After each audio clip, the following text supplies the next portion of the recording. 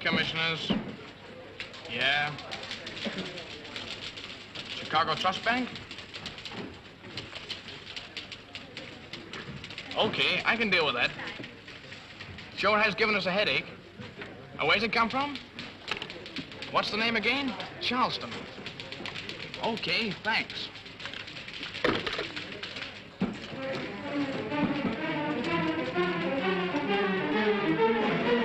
Oh, Mr. Preston, you know that 950 surplus has been all the flapdoodle about? Do I know that 950? What about it? Well, I've got it.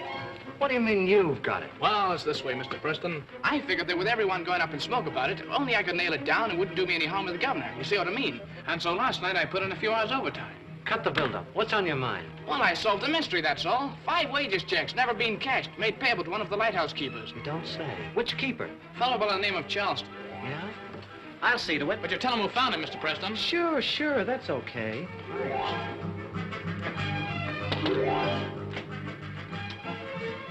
Well, I've got that 950, Carter. Holy smoke. Lighthouse keeper by the name of Charleston hasn't cashed his wages checks. I sat up half the night before I got it. I'll tell the chief right away. You'll mention I found it. Surely.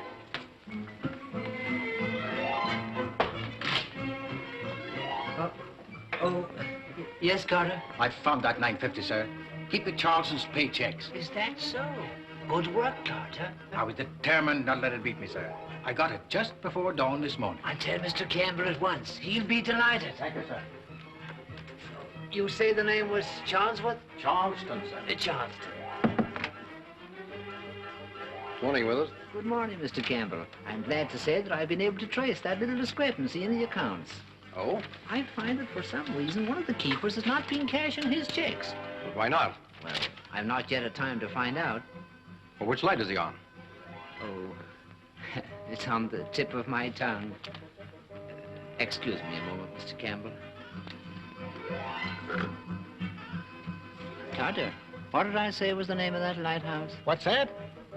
Oh, yes. Hold on a minute. I have it right here. Hold on a minute. Hey, Jimmy, what light's Charleston on? A Thunder Rock. Thunder Rock. Thunder Rock. Ah, yes, that's right. According to my notes, Mr. Campbell, he's a Thunder Rock. How many months are involved? I think it's 5. 5? Tell Flanning I want him. Yes, Mr. Campbell.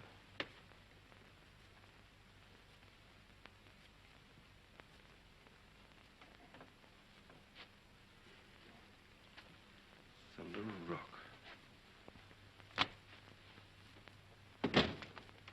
Flanning, when was your last inspection of Thunder Rock Light?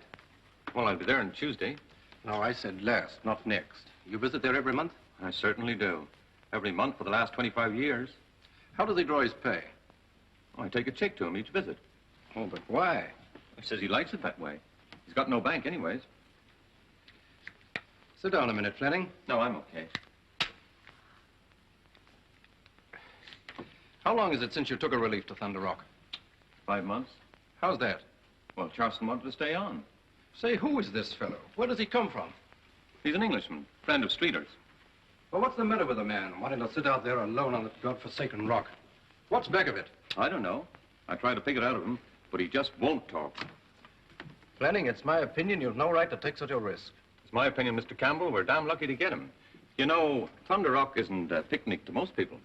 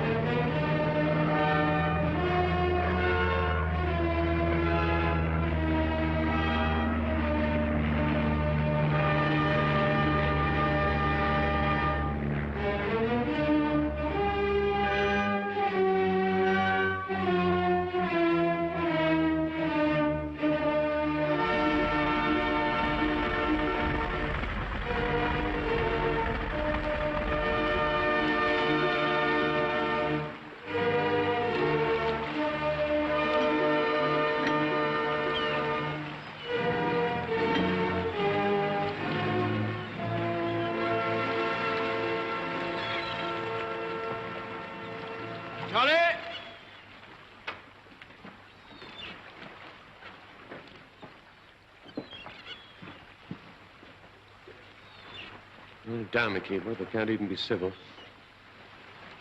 Bring the stuff off, will you, Jim? Sure.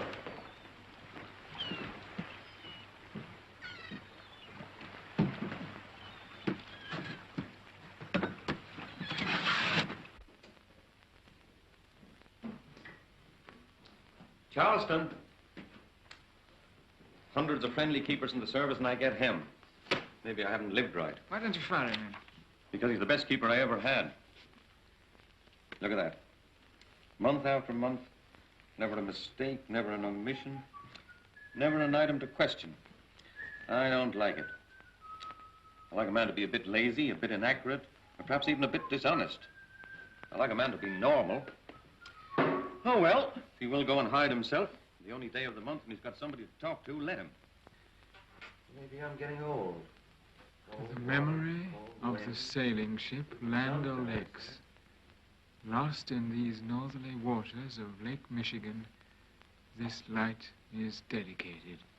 Well, are they getting transferred soon? On the night of May the 16th, 1849, the packet Land O'Lakes out of Buffalo, bound for Milwaukee, encountered a northwest gale.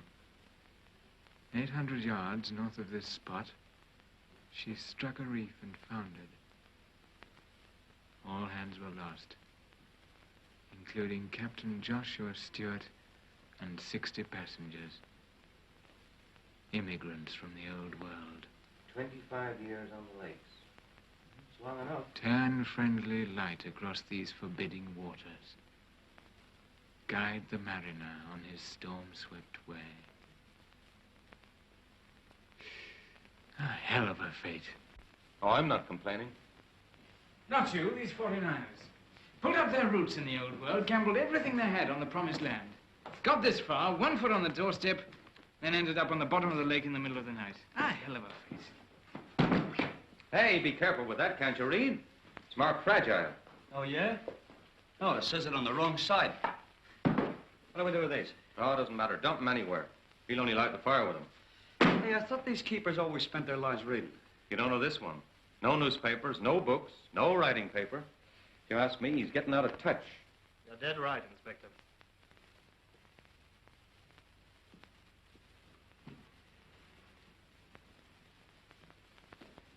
I wanted to keep in touch. What the hell would I be doing here? Hello, Street. No, Charlie. This is Jim Sales. He's taking over my job. Yeah.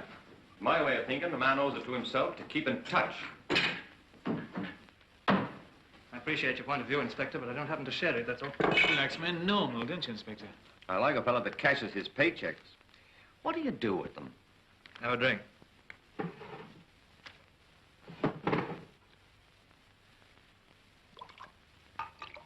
Charleston, I don't mind telling you, you're a problem. I think you'll find everything in order, Inspector. I don't doubt it.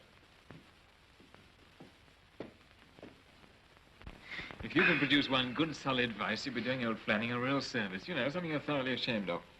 I'll think one up. No, thank you. Oh, come on. I get a chance just 1 day a month to do justice to a bottle. Don't obstruct justice. Charlie, I want to pay you some of the money I owe you. What do you say it comes to? I wouldn't know. You have to take my word for it. I've got it all here, right from the start. Have you got a match? October 1930, Rio. You cabled me $300. Put that thing away, will you? July 34, another $250 to get me out of my hotel. December 35, Monte Carlo, cleaned out. You sent me £100 to join you in Italy. February 36, 250 lire. My share of fine to the Italian police. January 38, you were the big bestseller, the book of the year, Inside the Inside or something. I thought it stank, but didn't say so. Reward for reticence, $150 cash. Total 1,200 even. Okay? Yeah, sure, if you say so. We don't use that stuff here.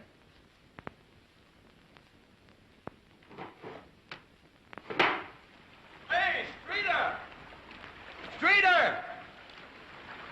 Don't want it.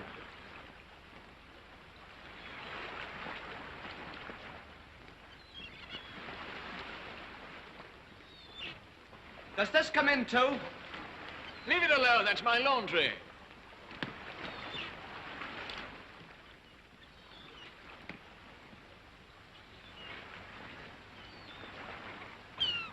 They're quitting the service. You don't expect to see me again, do you? What of it? Well, do you? Where is it this time? China.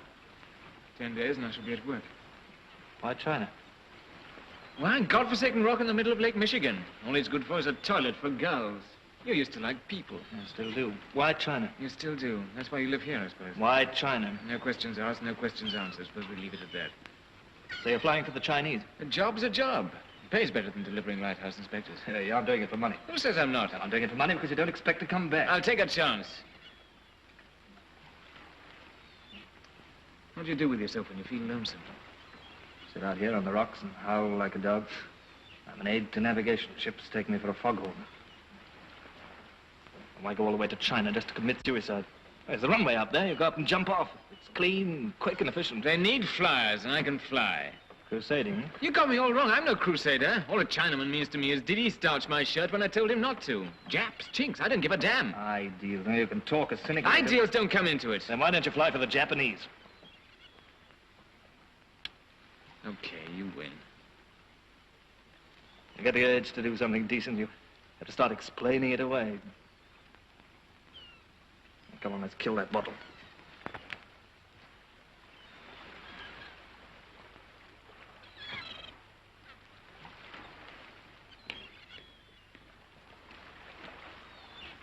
Lanning! Lanning! It's coming up rough over there. We better get moving. Okay, 5 minutes.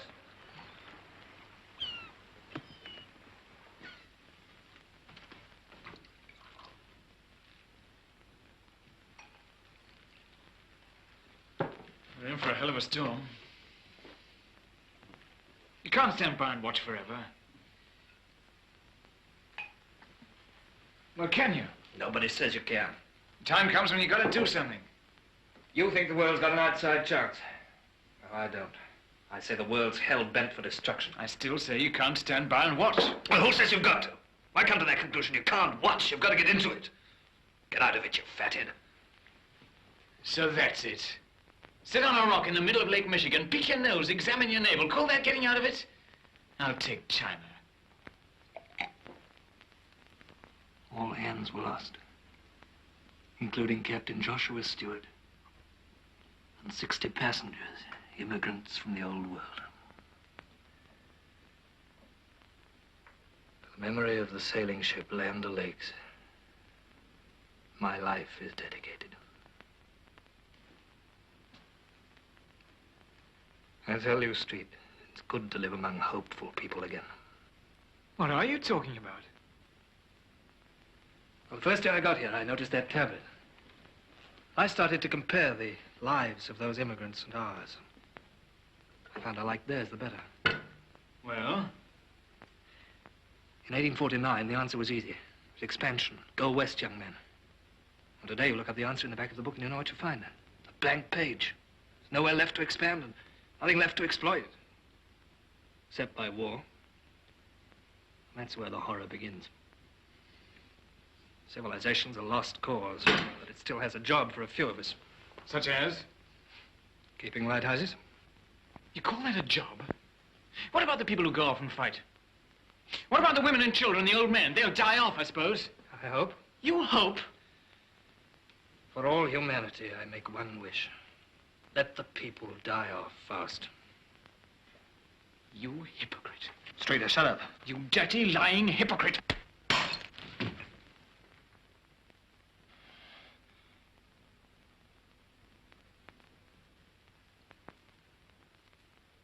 I'm sorry.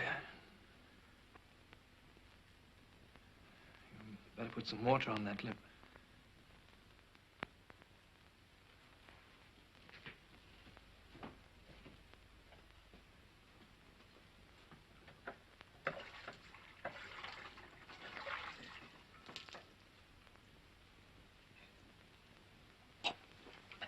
Alcohol's an antiseptic. I'll say it is.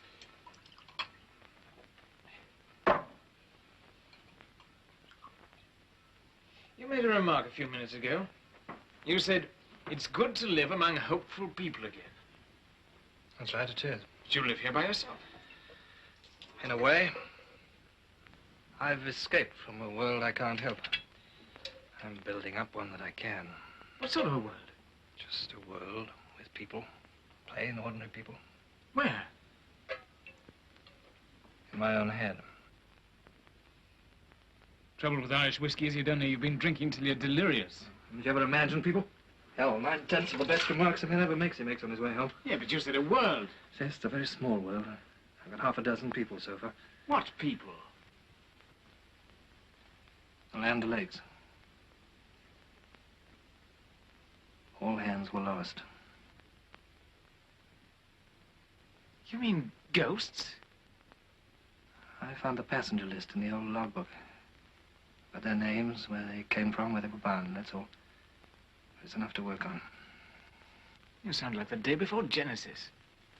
Half a dozen's all I can handle so far. Yes, but thinking about people isn't living with them. See them clearly enough, it is. Anyway, it works. Now, wait a minute. Who do these people think you are? Myself, the lightkeeper. Now or then? Then, 1849. And they don't know they're dead? Well, Captain Joshua does. I got so confused at first I had to tell somebody, so I told Joshua. You mean there's a man in your mind who knows he's dead, who knows it's 90 years later, who knows he's just an idea in somebody else's mind? That's right. And you and he sit down and talk things over, and that's what you call clearing up confusion. Yeah, I suppose it sounds pretty silly from where you're standing. I challenge anybody to say my world is sillier or more futile than the world I was born into. Reader? In here. Ready? Coming.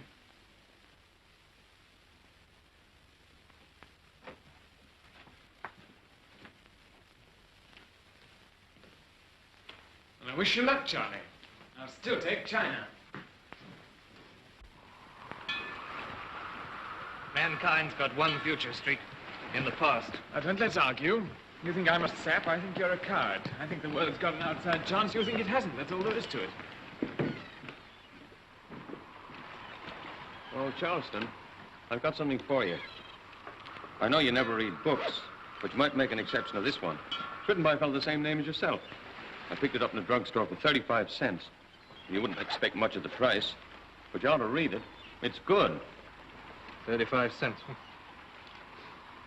Everything in order up there, Inspector? As usual. Reports in order, burners in order, lens in order. Every darn thing's in order. You know, it's people like you put people like me in the ranks of the unemployed. Your relief will be along in a month. What for? Your leave, of course. I told you before, I don't want any leave. The government grant leave to all the keepers in the service for 26 days with pay. Well, I'm happy to save the government's money. The government doesn't want to save money. Not that way. You start your leave the first of the month. Give up this ivory tower stuff, Charlie. It won't work. Build the goddamn thing out of stone. Put a light on it. Stick it in the middle of 100 miles of fresh water. It's still an ivory town. It still won't work. Why not come with me? Rear guns are hard to get. Time I was turning on the light. Well, one of us is wrong. I hope to God it's you.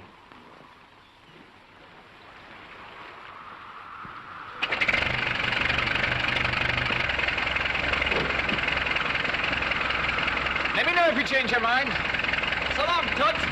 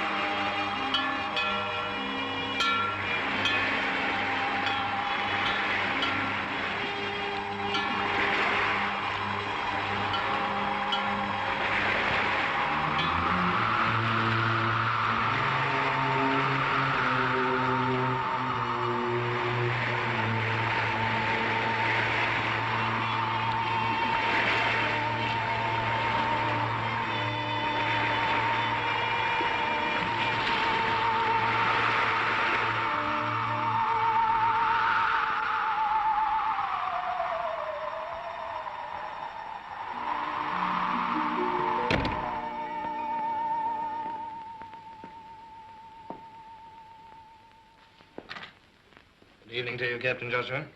Good evening to you, Mr. Charleston. There's a deal of rain in the wind. That's why they cleared off. No more interruptions, I hope. They don't help. We've a clear month, Captain. Good. It's hard being reminded that we're such flesh and blood as can disappear like the mists in the morning. Good thing the others don't know. Perhaps I better try some new people. I think you'd do better to confine yourself to the same 6. Sure, I've made them look right. Oh, I've no complaint with their looks. It's their lack of substance I'm objecting to. Little better than ghosts they are. What is it then? The way they talk? Maybe it's the way they think. Perhaps you're right. Let's try again. Aye, beginning with the baby. Yes, I knew you liked that bit. There's something about babies always gets everybody. Briggs was having his supper. Millie called out, and he went upstairs.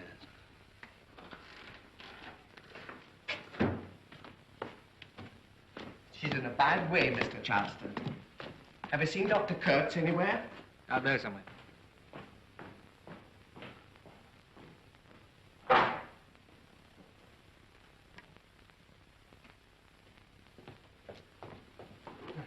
Here, help me on with this. These doctors. Give me a midwife any time. Now, let me see. Hot water, towels, clean basin. Now, that's my bag. Just you be taking it easy, my fine doctor. My Millie's calm enough, ain't she? If you've had 9, you can have 10. Go on with you. Melanie, my instruments. Go on with it.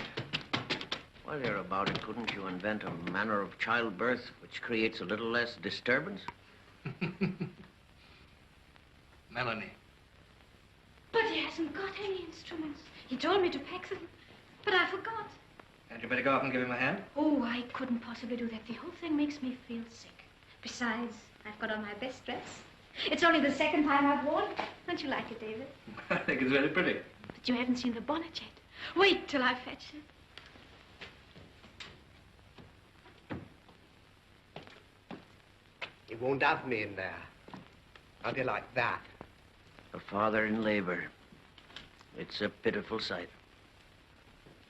Look, it was terribly expensive. It came from Italy. How long have you been holding this annual celebration? 10 years. Most of them boys. The ones that's lived. You've had a tough time. Aye, I have that. But I'll be a rich man soon. Wait till I get to California. I'll be spitting out gold like pips out of cherries. Aye. And back to the potters I'll go, and them that has made me sweat for a few shillings a week, I'll spit in their faces. Mr. Briggs, how dare you spit at me? It weren't meant for you, Miss Kirby. You're contemptible. The doctor's wife told me. 9 already, 4 of them dead and 5 you can't support. That's only jealousy, because you've got none of your own. God forbid. Do you a lot more good than spouting about women's rights and that tomfoolery. That's what I think. Look, there's nothing to choose between any of you. You're all contemptible.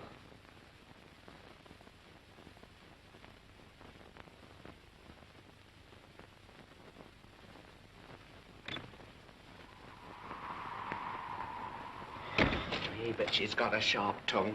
I wish she had me to deal with. Mr. Briggs, you may come up now. About time, too.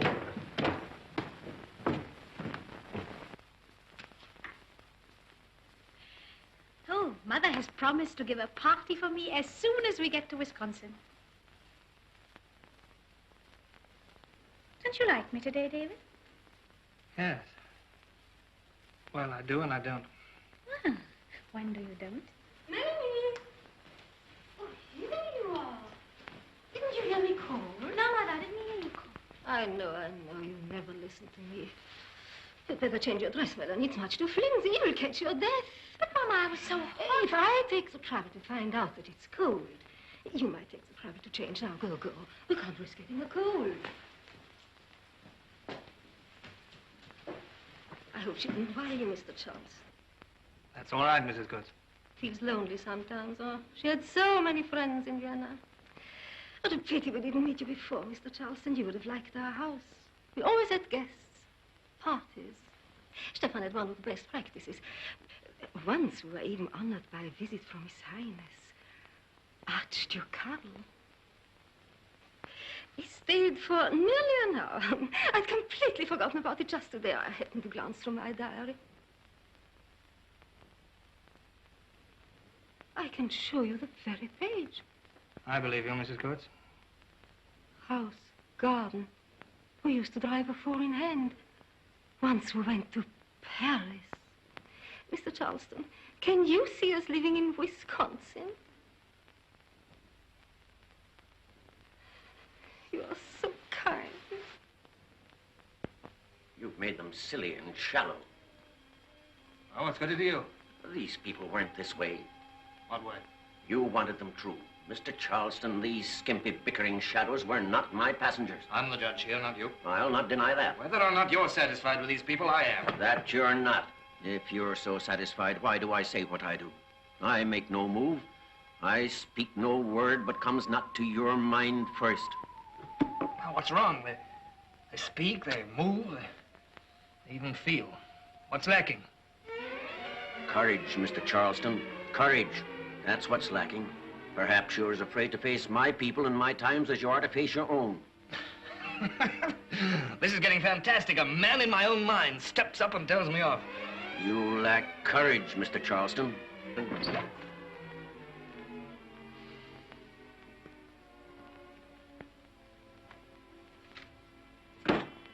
Perhaps that'll convince you.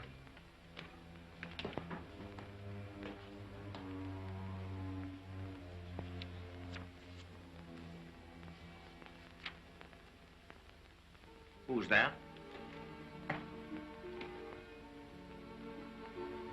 Monsieur Bouchon. A man with an idea.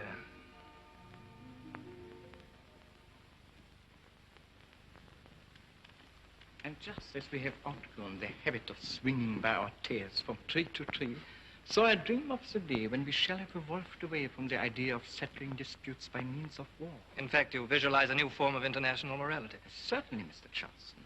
Mankind is capable of the highest forms of good. Here in Geneva, we are to see him growing the fruits of reason instead of the nettles of hate.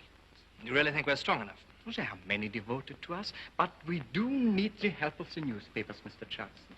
This sort of thing is all very fine, but the future of the League depends not on palaces nor upon governments, but upon people all over the world taking a share in the responsibility for peace. And this is where you can help us. Millions of people read what you write. We look to you. Ah, Monsieur Bouchon. Oh, permit me to introduce Mr. Hiroiti, delegate from Japan, and one of our staunchest supporters, Mr. David Charleston. How do you do? Delighted, Mr. Charleston. Monsieur Bouchon has just been telling me his ideas for putting war out of date. Monsieur Bouchon is a great man and an inspiration to us all. The government of Japan is fully conscious of the vast possibilities which the League of Nations present for the cause of humanity. We stand on the threshold of a new era. Gentlemen, we can go forward without fear or anxiety. I give you my assurance that the League of Nations will not move. There are too many timid voices. I am satisfied that if we march into Manchukuo, neither Britain nor America will act.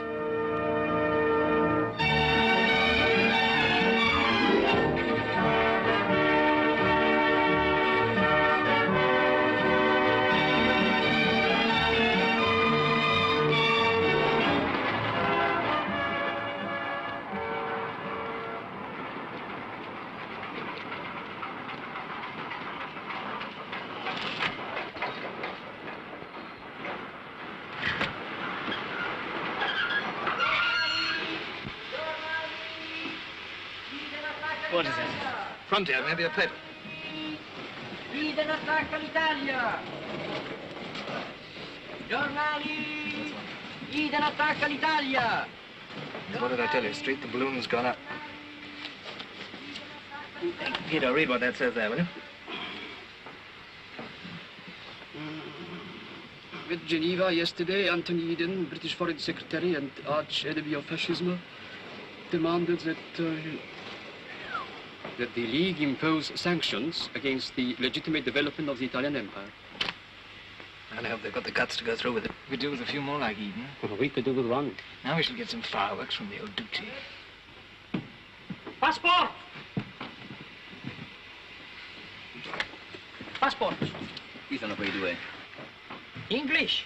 Any objection? Questi due sono inglesi. You weren't talking English? Sì, tutte e tre parlavano inglese. Questo qui ha detto che il duce scoppierà di rabbia. Questo ha detto che il duce ha bisogno di diversi idem per metterlo a posto. You have insulted Duce. Me? Never. He's magnificent. Careful. We do not permit foreigners to insult the Duce. Look here, I haven't insulted your confounded duty.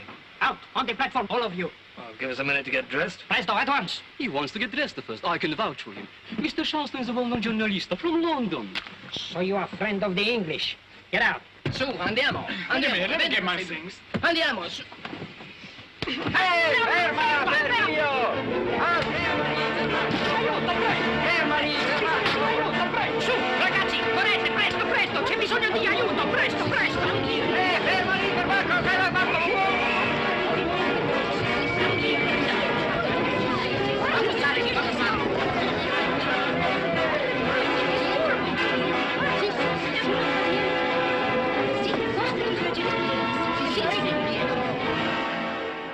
Adolfo, agua. Look here, tell him again we've got to be at Innsbruck by 2:30. And we're not taking this lying down. Tell him to hurry up that consul. Ha detto che devono essere... I have understood, but it is not possible. They have insulted Il Duce. They have assaulted the police. Look, there is the evidence. Oh, I'm sorry to drag you out so early, sir. I've heard the story, Mr. Charleston. Yes, but you haven't heard ours. There can be no two sides to assaulting the police. But that fellow started hustling me. We haven't done a thing. Yes, so you say, but there are at least 7 responsible officers prepared to refute it. Now, will you kindly... I don't think you realize the delicacy of the present political situation, Mr. Charleston. I am satisfied of the facts, and as the chief of police is willing to accept a fine of 500 lira, I advise you to pay it and make no further trouble. But he started it all. Pay it, you are getting off lightly. Silenzio, tacete, vedremo dopo voi, silenzio. Oh, very well, then. I have to owe you my half. You surprise me. What about our friend here? I should advise you not to interest yourself just now in the affairs of Italian nationals. Yes, but look here, you know, he didn't do anything at all. I think that is your train, Mr. Charleston. Arrivederci. Arrivederci. Arrivederci. Arrivederci, signor. Arrivederci. Down Street.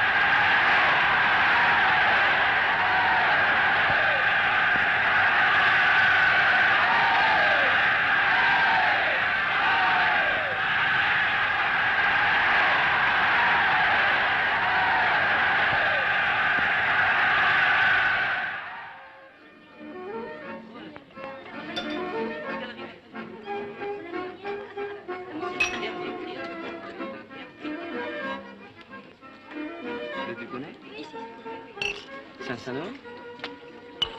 Whiskey?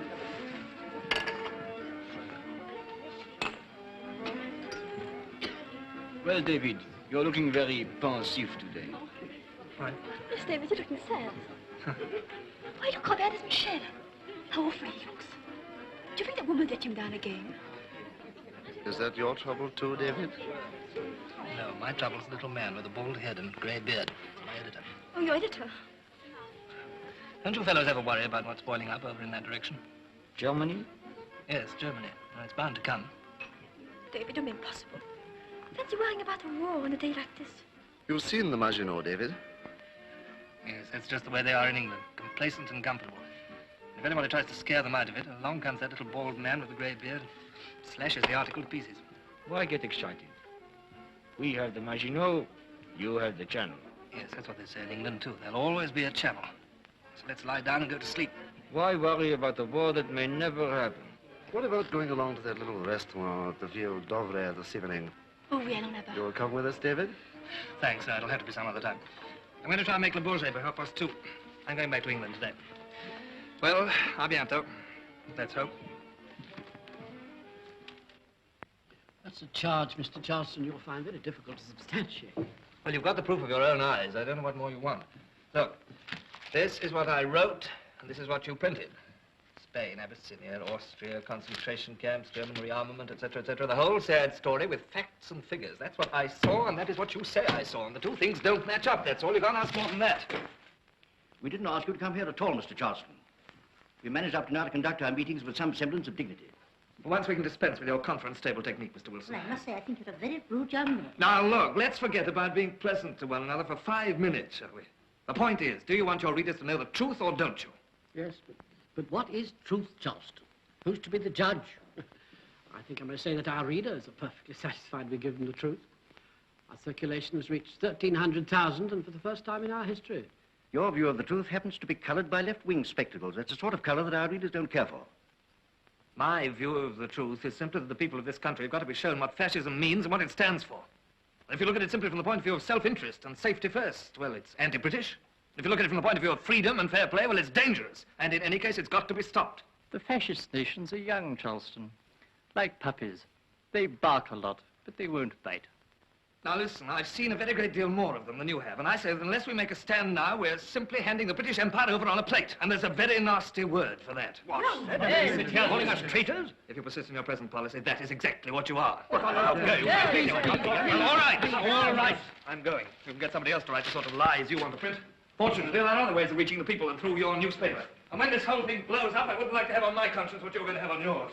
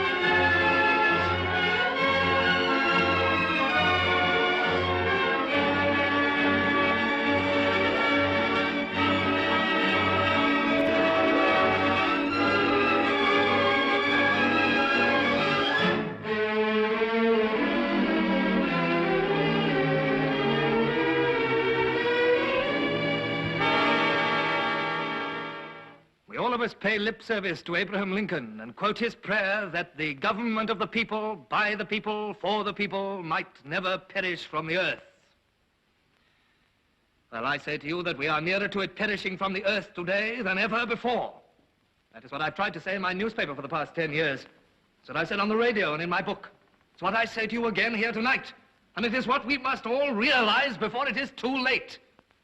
If freedom is to be preserved, if real peace is to be saved, we must each one of us accept our own responsibilities as citizens. We can no longer leave those responsibilities to governments, just as we can no longer leave the outer defenses of freedom to other and smaller nations. Clear your minds. Look around you and see the truth. And when that hideous truth stares you in the face, act. Go out after it, all of us, together. And let us not rest until we have hunted it and killed it and wiped the trace of it from the earth.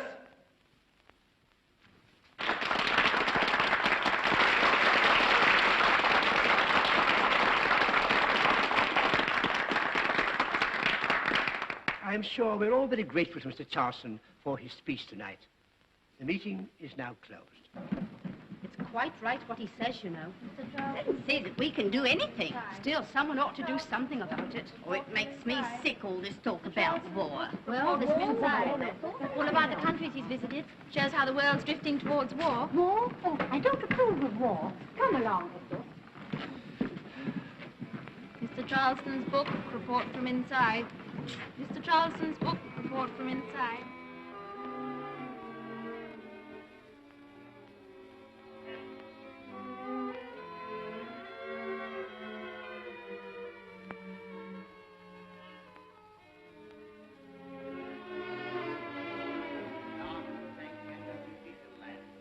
First picture. Full story of the German advance. All the latest newsreel. Popeye. Jazz on the Reef.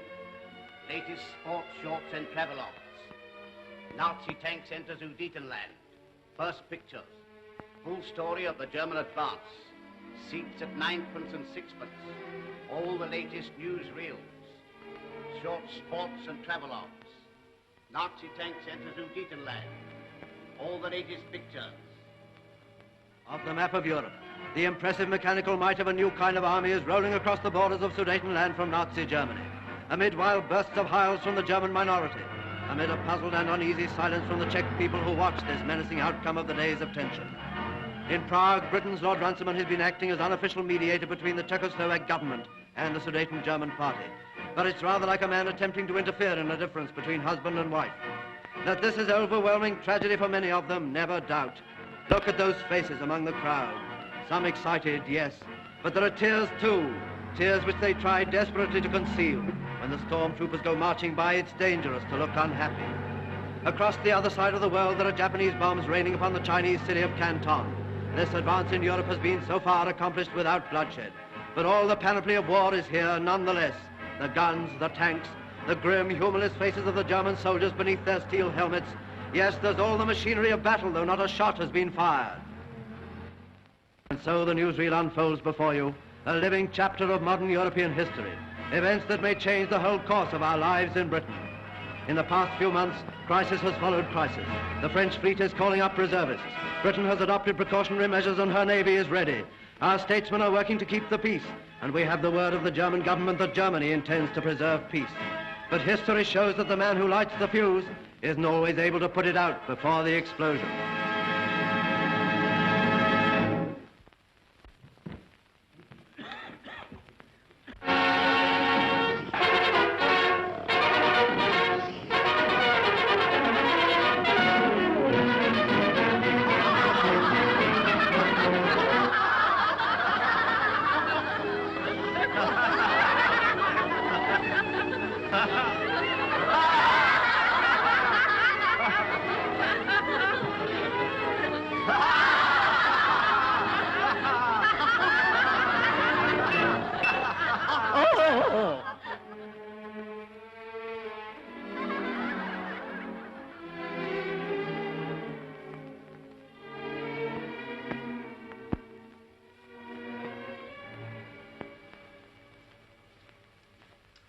Well, the man who wrote that book might well have the courage to face my people and my times.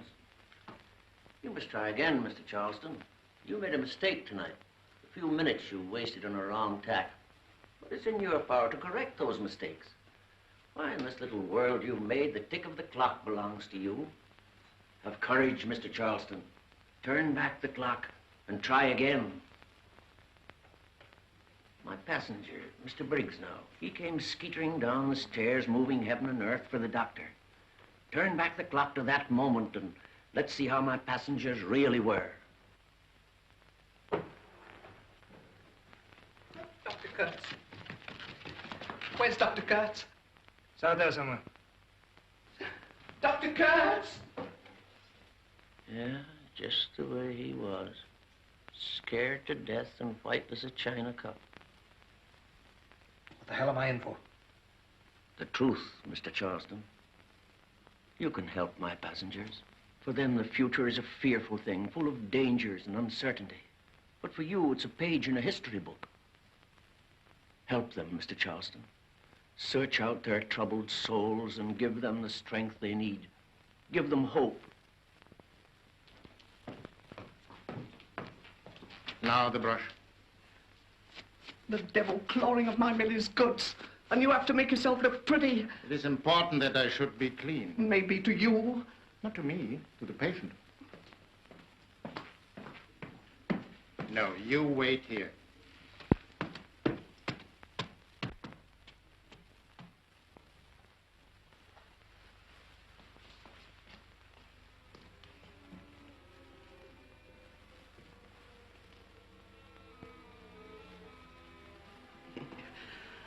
I'm the man of the show, all right.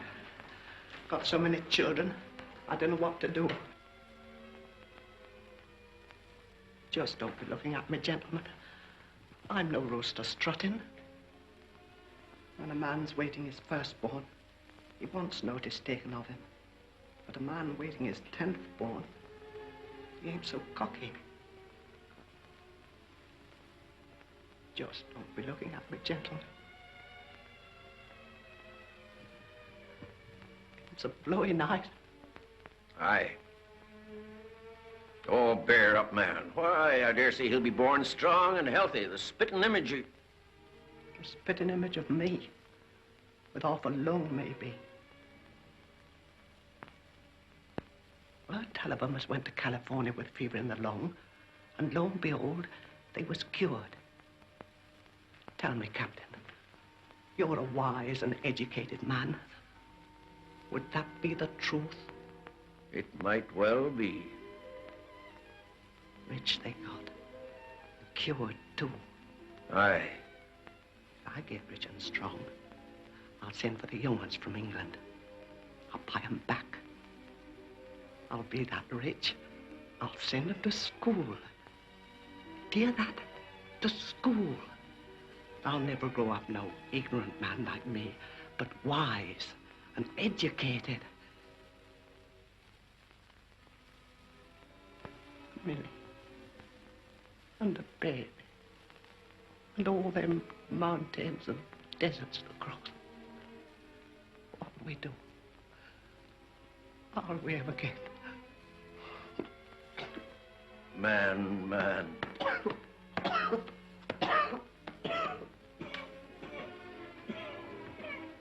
Mr. Briggs, please tell your wife I'm thinking of her.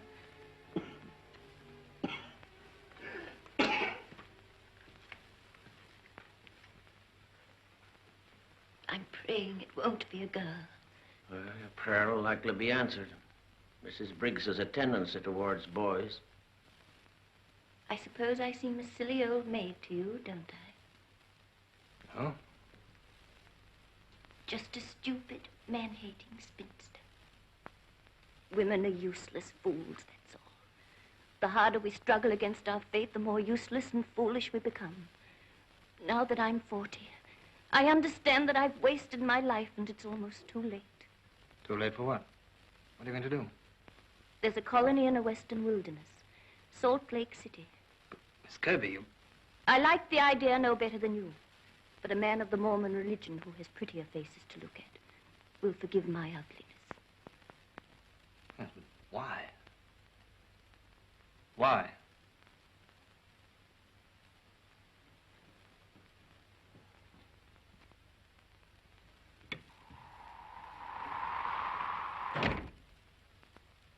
Go out and talk to her. I? Oh, you're a woman. You could reason with her. What could I tell her? Well, Anne-Marie, she'll be a fourth wife, a fifth wife. Yes, of course. You simply accept it. Can't we talk about Paris? Oh, when things are so complicated, I like to think about Paris. And when I was a girl and gay, and when we didn't understand, and we didn't trouble to try. Can't we think about Paris, Mr. Charleston? Mother, Mrs. Briggs is not doing so well. Why did you come to America? Now listen, I've got to know this. Was it because Stephen Kurtz was looking for new opportunities, or was it, like Miss Kirby, you're running away? Well, if you won't tell me, I must ask Melanie. She's not afraid of the truth. Melanie, why did you leave Vienna? It was all very complicated. You can't understand. Stefan was very successful, you see. He had a marvelous position. People envied him. People hated him. Melanie! I'm not ashamed, Mother. We left Vienna because they hated Father. Hate him? Why did they hate him? Because they were afraid of him. People are such fools. Perhaps one day it'll be different. What are they afraid of?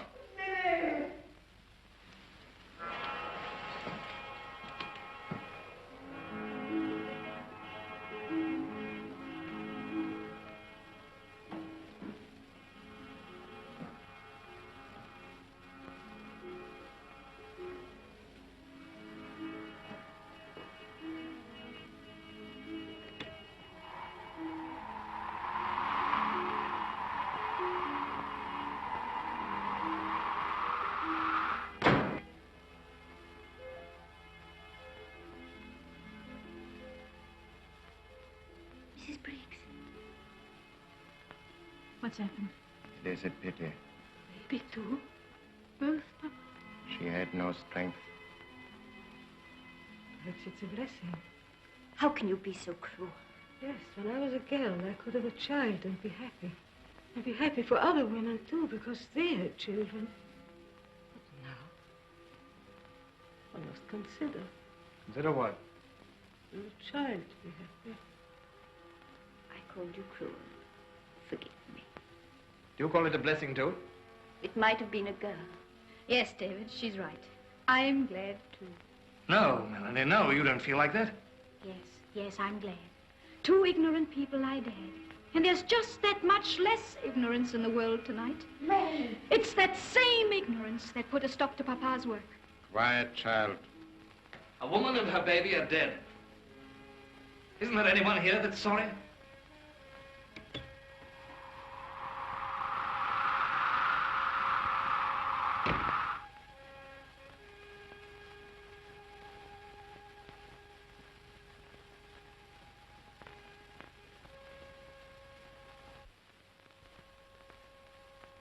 You better have a little whiskey, Mr. Briggs. Thanks. I'm no drinking man. You'll catch your death of cold. It's God's will. She's waiting for me. And it wouldn't do to keep her waiting long. Don't you think he's suffered enough in the old world? I wanted the truth, Captain. Aye, and we will have it. You've shown me your past. Now take a look at theirs. Will you follow me, Mr. Charleston?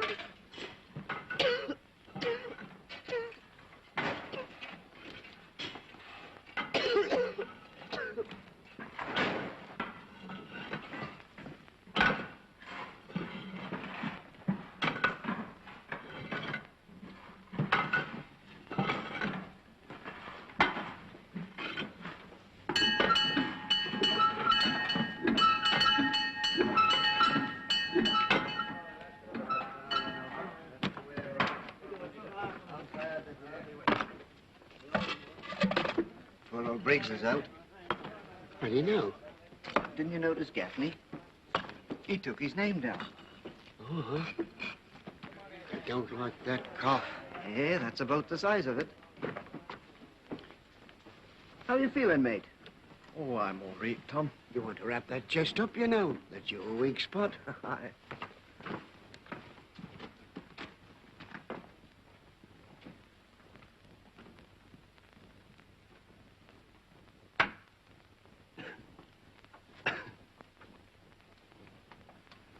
Found Millie? Harry's here, Ted. Harry? Yes, he has it all fixed up. Be nice to him now. Got a visitor. Well, Harry, who'd have thought of finding you here?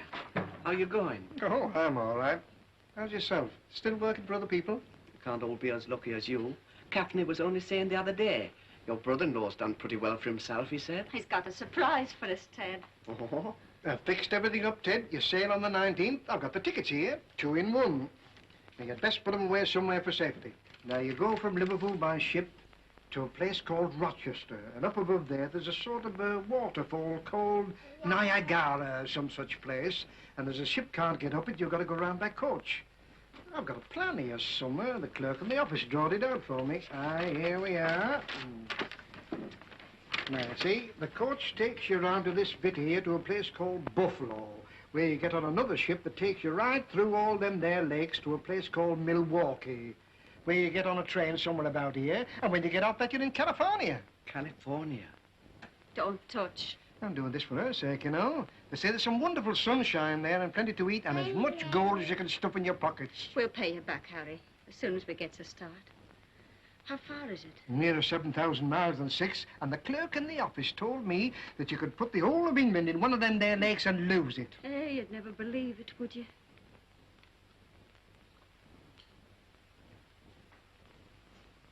We'll have to do something about the youngsters. Oh, I've seen all about that. Maggie and me'll take 3 of them, and one of my customers will take the others. Mind you don't have to work, but that never hurt no one. I like work. That's the idea, lass. That's the way to get on. Young Jack here can give me a hand in the shop, setting the rat traps and sweeping around a bit, and Joan can help Maggie with the house. You're going to stay with your Uncle Harry. You'll like that, won't you? I'd sooner go with you and Dad.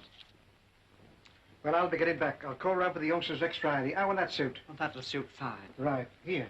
You'll get a chance out there, and maybe it'll set her on her feet once and for all. So long.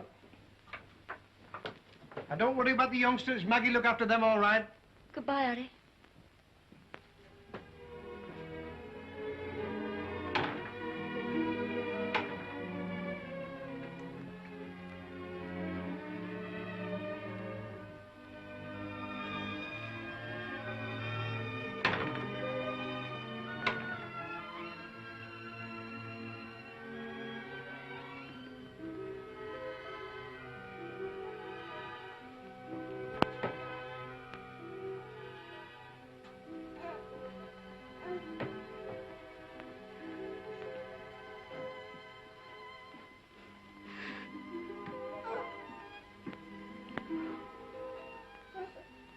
I'll keep an eye on them, Mother.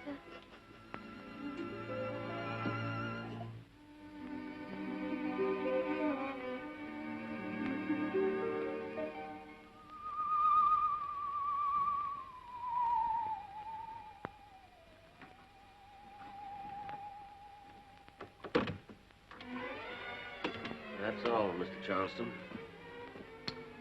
6 weeks later, they boarded my ship. What about Miss Kirby? She had her reasons.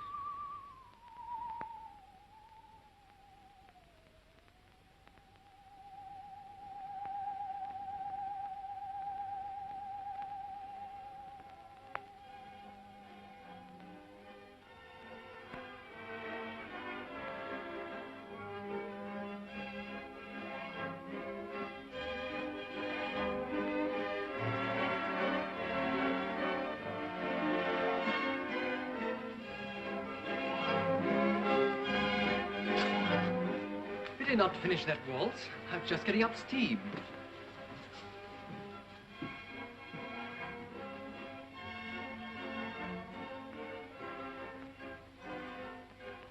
What a handsome couple they make. It's a perfect match.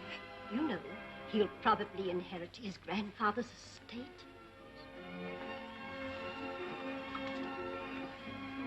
Well, my love, what's the mystery? Robert, it's something very serious. Fire away. Don't keep me in suspense.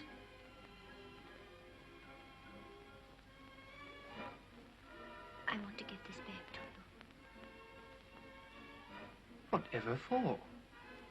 I don't think we should be happy together. My dear, you're being completely absurd. I was never more serious in my life. You're talking nonsense. Robert, this isn't easy for me. One half of me longs to be married to you, to have a home and children. When I gave you my promise, I had no other thought. Well, then. But lately, I've come to realize that I could only marry on certain conditions, to which I know you'd never agree. Conditions? What sort of conditions? Well, first of all, that I should be free to follow a career of some sort, besides that of a mother. A career? Yes. To do something useful. To be a doctor, or a teacher, or perhaps to write. Have you taken leave of your senses? Write what? Oh, I don't know exactly, but something that will make our half of the world realize how the other half is living. Like Mary Wollstonecraft. Ellen, this is nonsense. What do you think people would say? I should never hear the last of it. Making yourself a laughing stock. Oh, you see, Robert, it is right that we should break it off now. Might I ask why I haven't known about this before? Because it's only very slowly that I've come to realize it myself. By things I've heard, things I've read, from seeing the way that women are treated.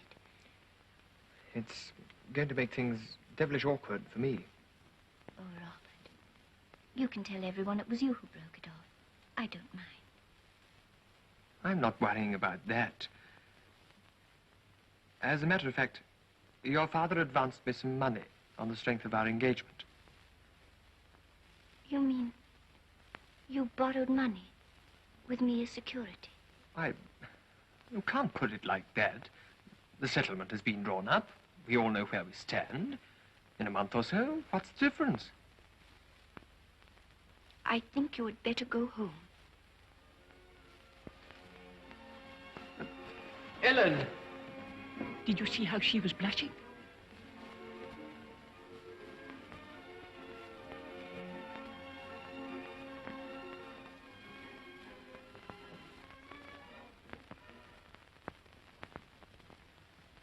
Hey, Robert, where the devil are you off to?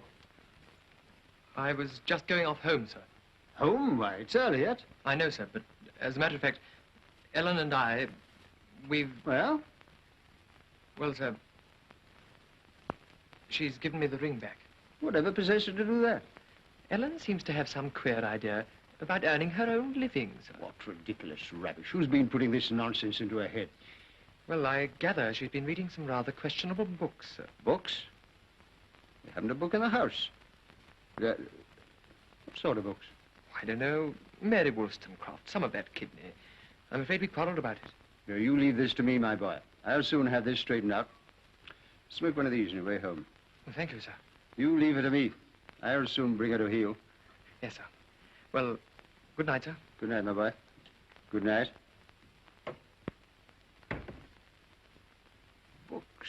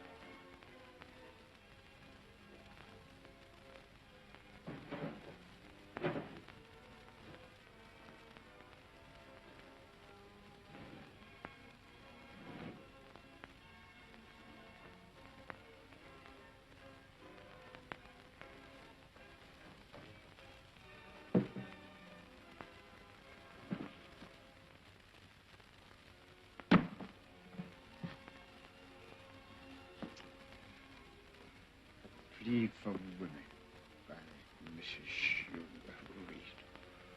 A vindication of the rights of woman. Papa. I'm there. What are you doing? Doing? I should like to ask you what you've been doing. Please give that to me. I shall do no such thing. They're all going on the kitchen fire. But they don't belong to you, Papa. They belong to me. And who do you belong to, may I ask? To whom do you owe everything that you are, everything that you possess, and everything that you hope to be? Give me that book, Papa. You have no right to be in this room. Right? How dare you speak to your father like that, madam? There's your precious book.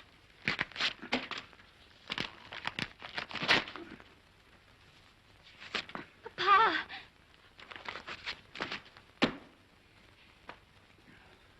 Papa, if you don't stop at once, I shall leave the house tonight.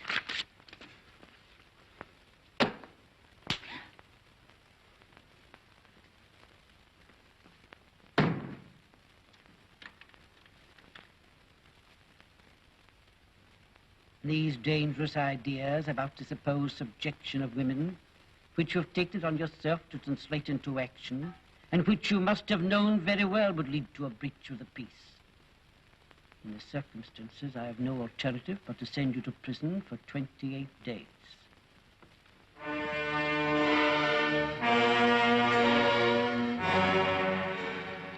And as this is by no means your first offense, you will go to prison for 6 calendar months.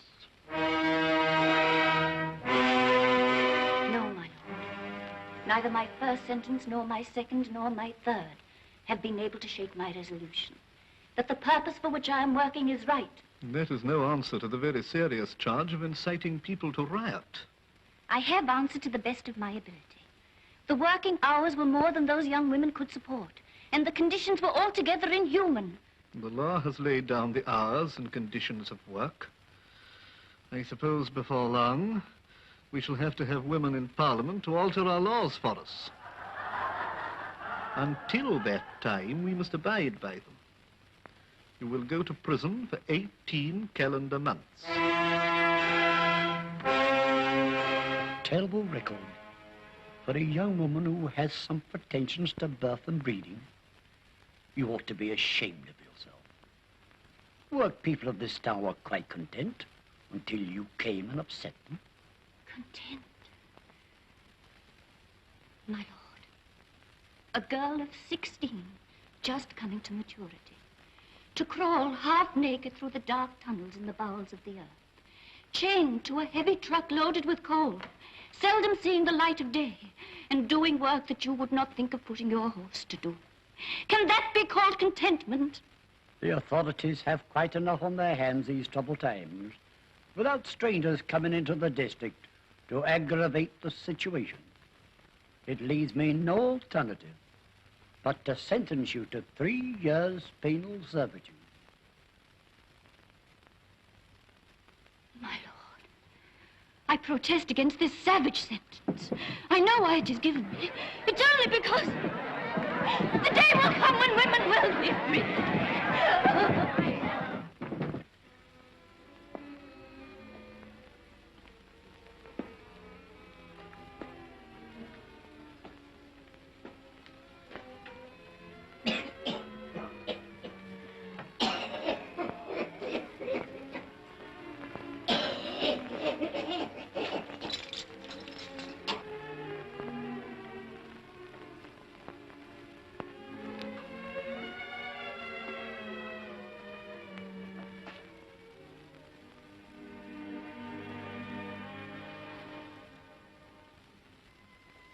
Someday women will earn their living and be more than an object of pity. Someday after supper, when the dishes are cleared away, women will what? We'll sit with the men in the parlor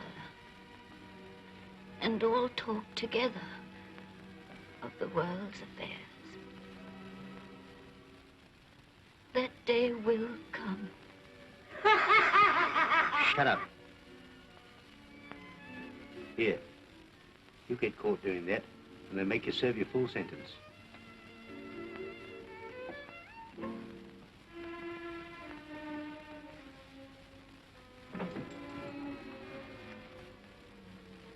What are you going to do, dearie, when you get out of here? I don't know yet. I don't know. You give up this agitation. You'll never be no good at it, and you've been here long enough. Never mind, dearie. It's only a few more days now.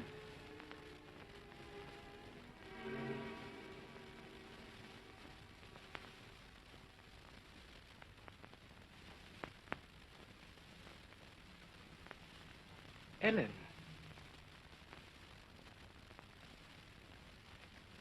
You must forgive me for coming here, Robert. But I had no one else to turn to. Oh, that's all right. Here, come and sit down. Let me get you something hot to drink. No, thank you. It's no trouble. I won't keep you for more than a few minutes. Robert, I want to go to America. America? Yes. There's a boat leaving from Liverpool next Tuesday. I should like to go on that.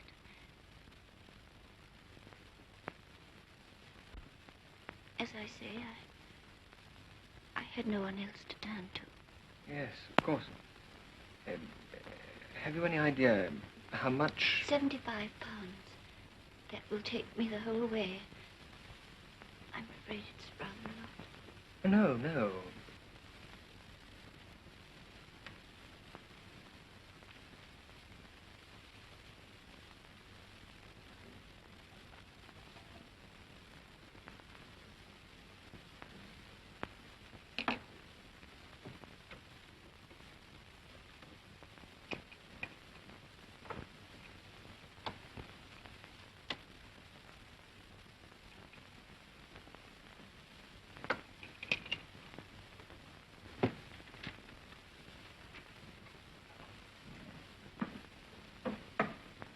Very good of you, Robert.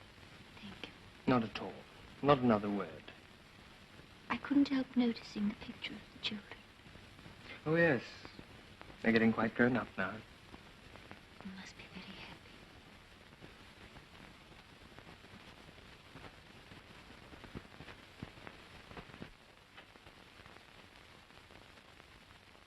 You sure you won't have anything? Quite sure, thank you.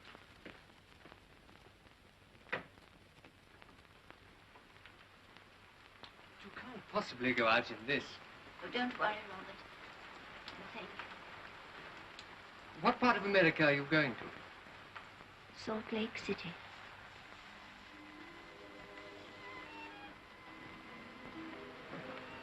Salt Lake City?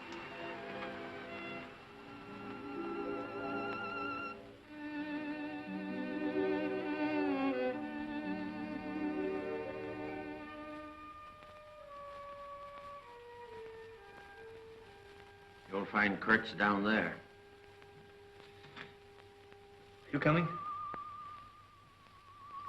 I think you can manage without me.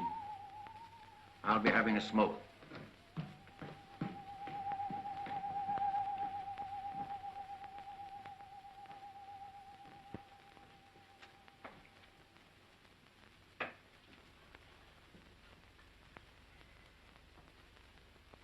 You drink that, Sherlock. You'll soon feel better. Thank you, Doctor. And see me tomorrow at the same time. I'll have some medicine ready for you. Thank you.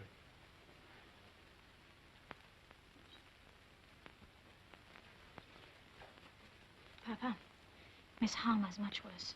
They say, can you come at once? Melanie, there's nothing I can do. She's too weak to survive an operation.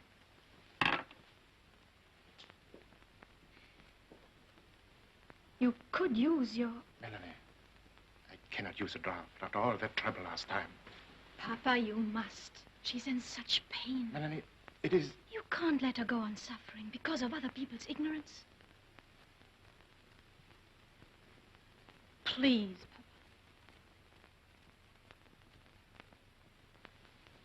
Papa. I'm extremely sorry. Someone is very ill. It's a grave case. If you wouldn't mind waiting a while, I can see you presently. Maybe an hour. I'm very sorry indeed.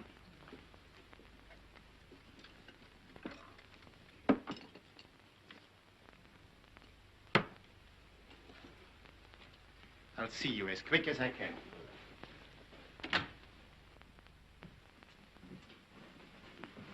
Stefan! You are going to Miss Harmer? I am. To put her to sleep again? It is possible. She's in such pain, Mother. Don't, Stefan. I implore you, don't do it.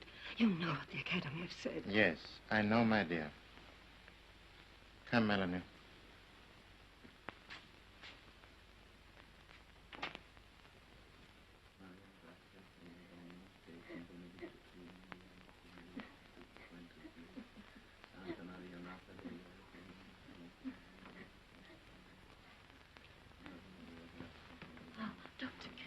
Mrs. Harmer, will you get me some hot water as quickly as you can, please?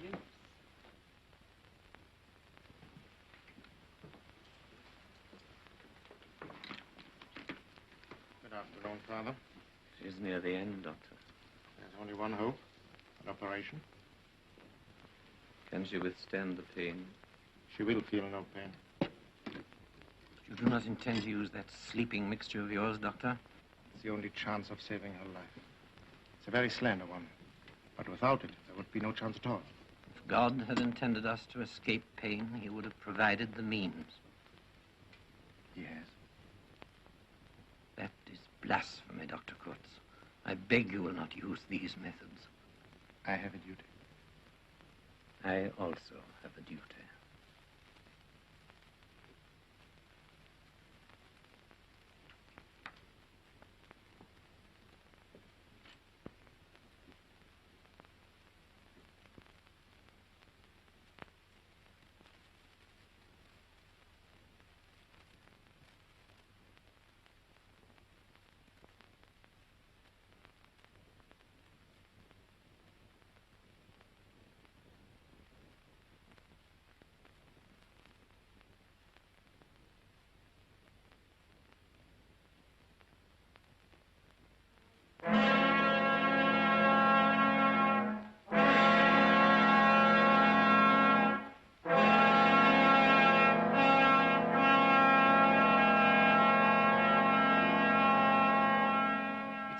First principles, and vital to the whole profession. Once again, you use this vapor in order to induce a state of insensibility. In this case, it was the only possible cause. You could have given her alcohol in the orthodox fashion. Yes, I could have stunned her. But I consider my method a great improvement on those you call orthodox. I can control the unconsciousness. There's little after effect. This is all beside the point. The fact remains, Coates. The woman died. To none of your patients ever die, Dr. Hartmann. Gentlemen, we shall be here until midnight unless we are briefed. Dr. Kurtz has a distinguished record. We do not desire any scandal, but these unprofessional experiments will have to cease if he wishes to continue practicing in Vienna. You will please let us know your decision by tomorrow midday. We intend to take no action until then. Very well.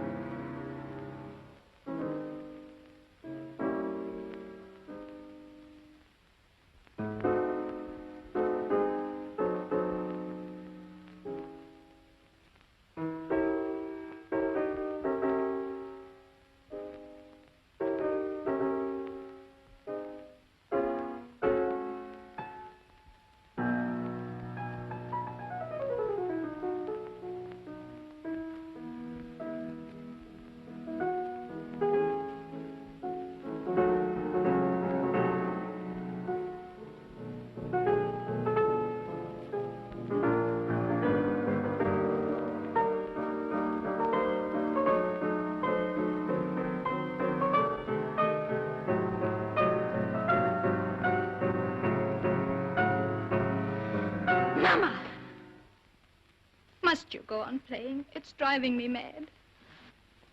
I'm only playing to prevent myself from going mad. It's more than 3 hours. I told him he shouldn't do it. He will never listen. Do you remember I told him? He had to do it. He was doing what is right. Our friends avoid us. Servants leave. People look away in the street. Must you always worry about what other people think? You will one day. You'll be unhappy. We all shall be unhappy. The world is so lovely to live in, if only we...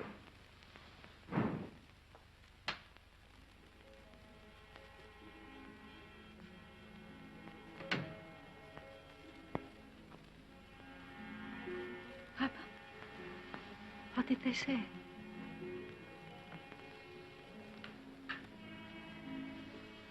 You look tired. Have a glass of sherry. I'm so sorry, Stefan. All the servants have left us.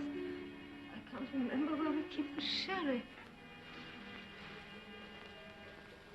Forget it, dear. We all must try and forget it.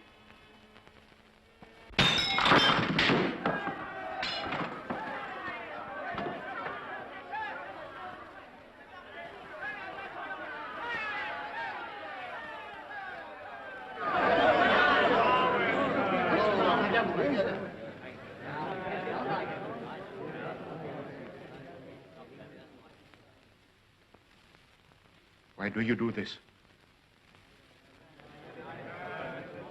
Isn't there anyone who has the courage to come forward and speak? I am waiting. Come on, Hans, give it to him. Speak up, Hans. You killed my sister! Murdered her with that liquid. Do you want to suffer pain? Haven't you enough misery in your lives? We'll give you till tomorrow night to get out of Vienna. You and the girl. Don't be a fool, Hans. Lock the shutters. Get round. They've gone ahead. You can't get round us. If you haven't cleared out, we'll tear the place down. And set light to it. Anything else to say? Yes.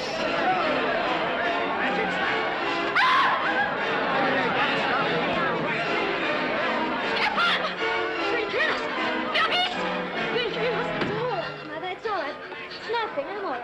I can't bear it. I can't sit here. You're lucky.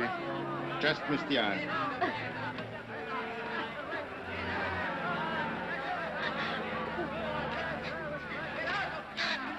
We'll be leaving, you know.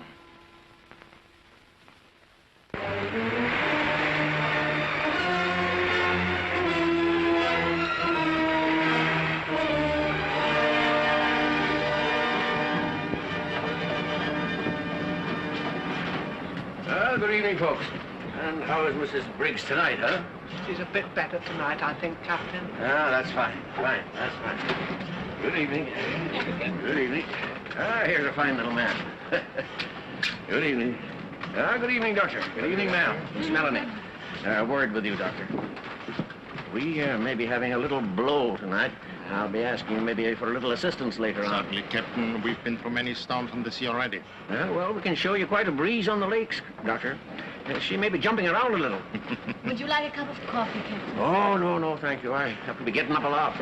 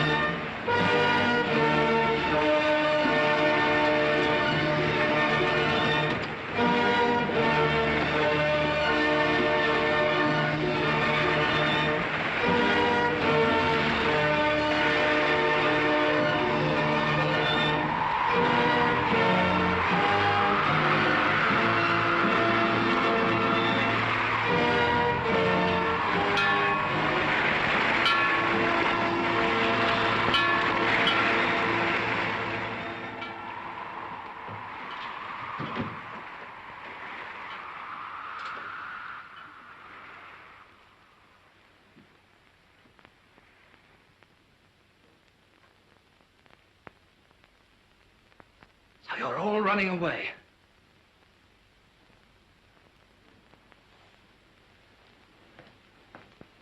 David. What's the matter, David? I tell you, you're all running away.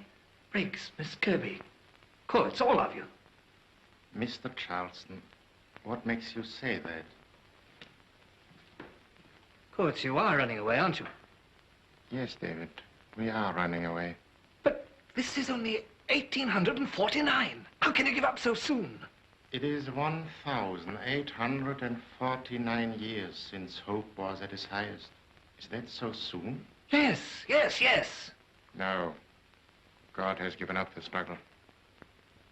Courts, you're wrong. Am I?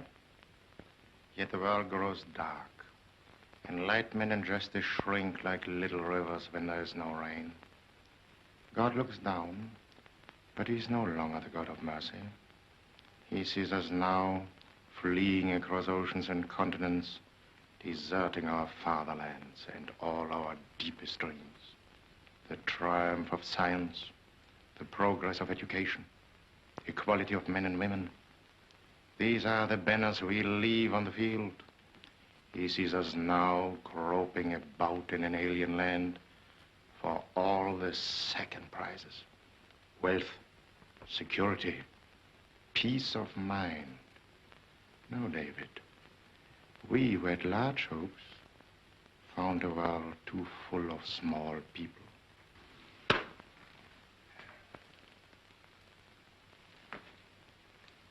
Stefan Kurz. In England tonight, there's a man working in his study.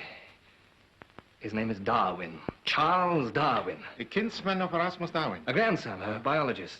In Paris, working in your own profession, Louis Pasteur. These are the lesser people. Miss Kirby.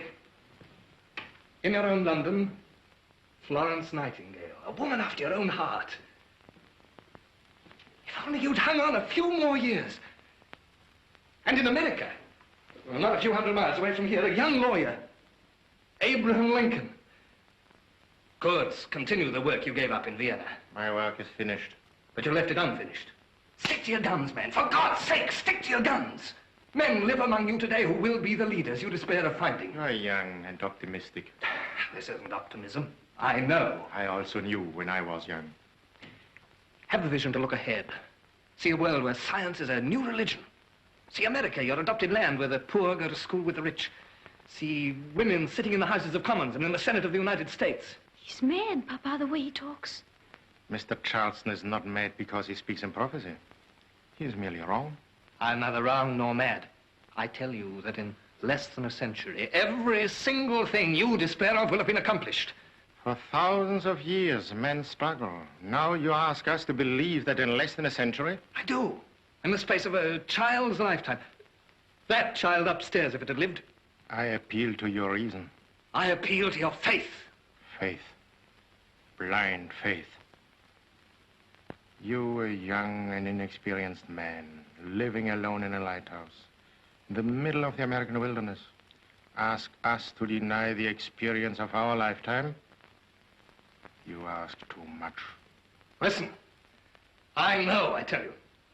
I know.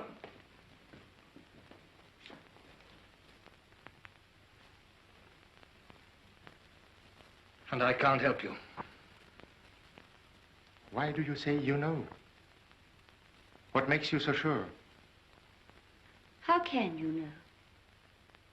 All right. You asked for it. Where's Briggs? He's still up aloft. What do you want with him? Briggs. Hey, Briggs!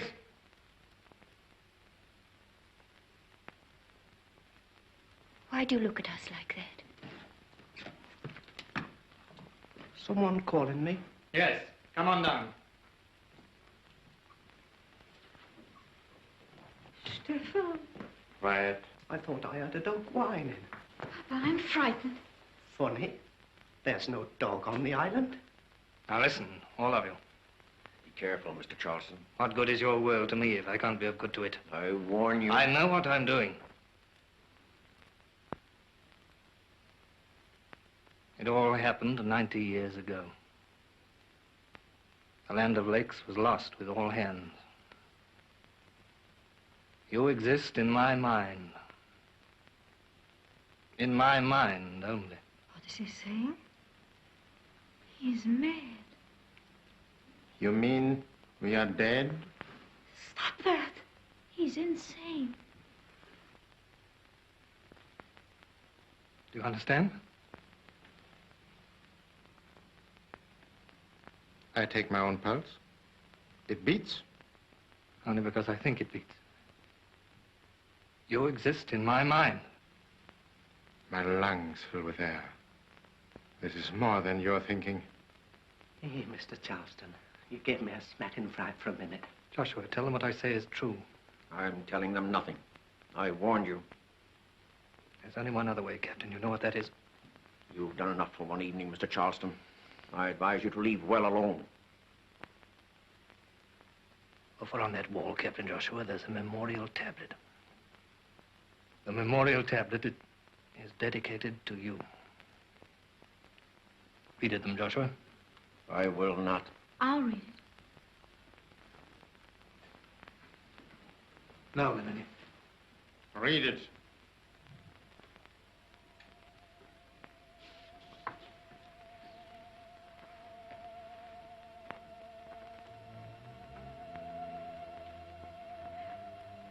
On the night of May 16th, 1849, the packet Land O'Lakes out of Buffalo, bound for Milwaukee, encountered a northwest gale. 800 yards north of this spot, she struck a reef and foundered. All hands were lost,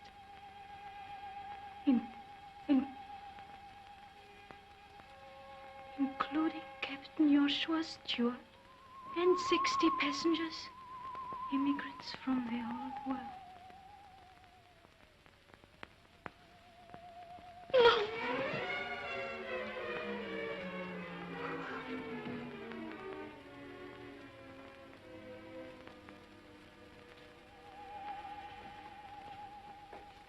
Why did you do this to us? I wanted to prove to you that you'd run away too soon. But you needn't have run away at all. Can you understand? This is 1939. 90 years have passed, and all your problems have been solved. You have just proved to us that we are dead. It is a heavy responsibility.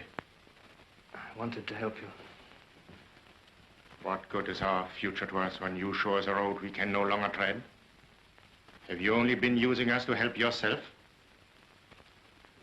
Yes.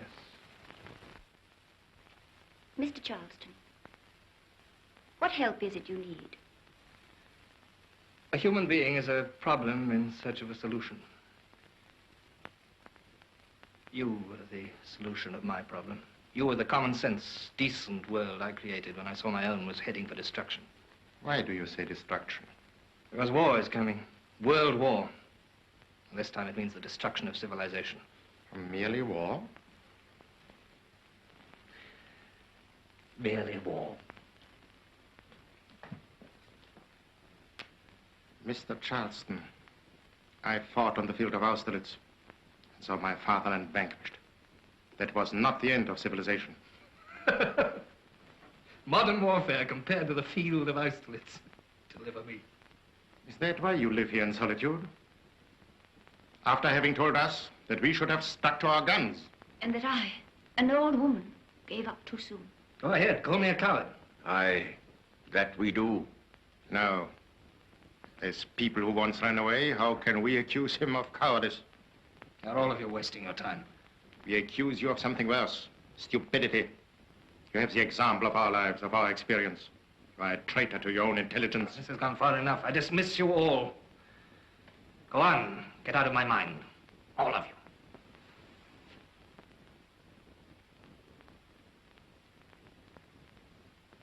I told you, get out of my mind.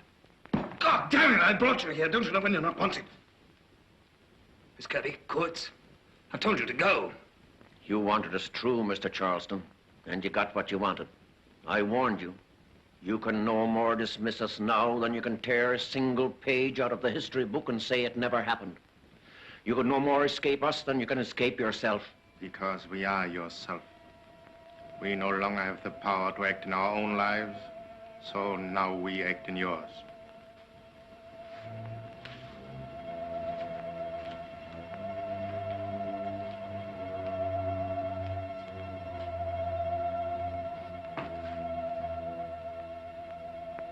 What do you want of me? do you want of yourself?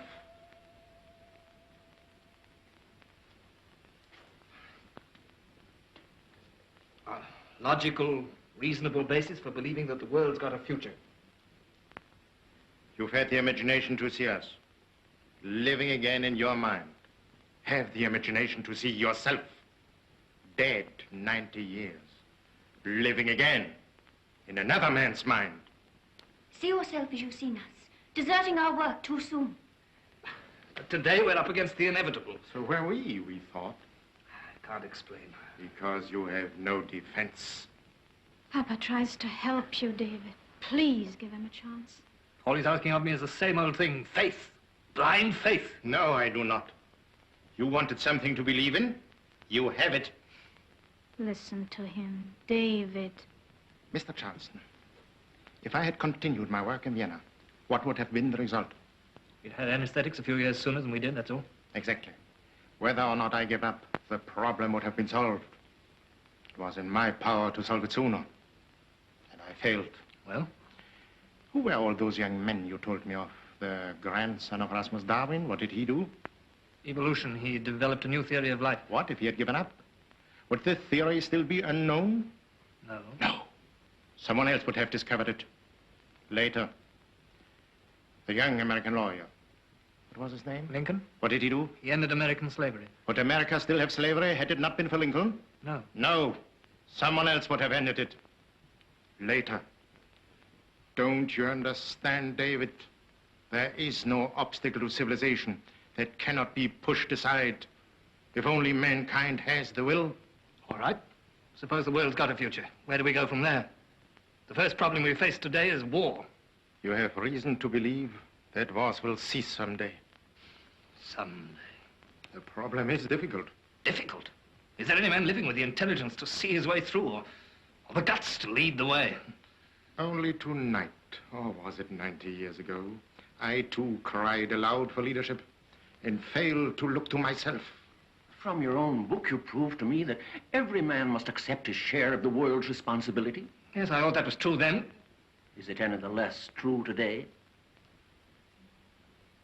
Could... Joshua. Once I deserted my duty. But now our duty is clear. We could go on living with you here, but we choose to go back into the darkness. Upon one condition. One? When we are assured that you will stand and fight, as we never did, for whatever it is your world needs, then, and then only, will we leave you in peace.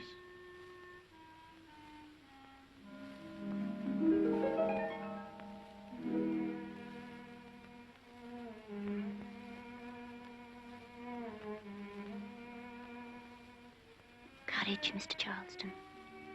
Please, David, for all our sakes.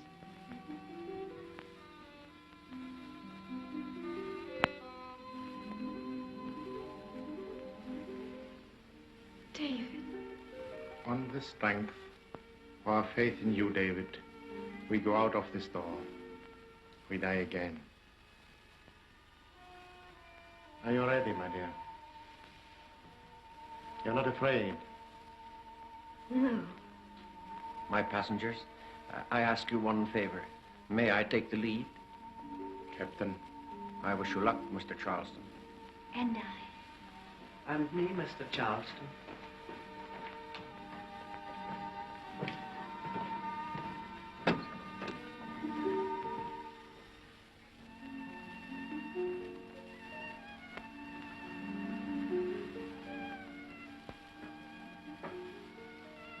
Goodbye, David.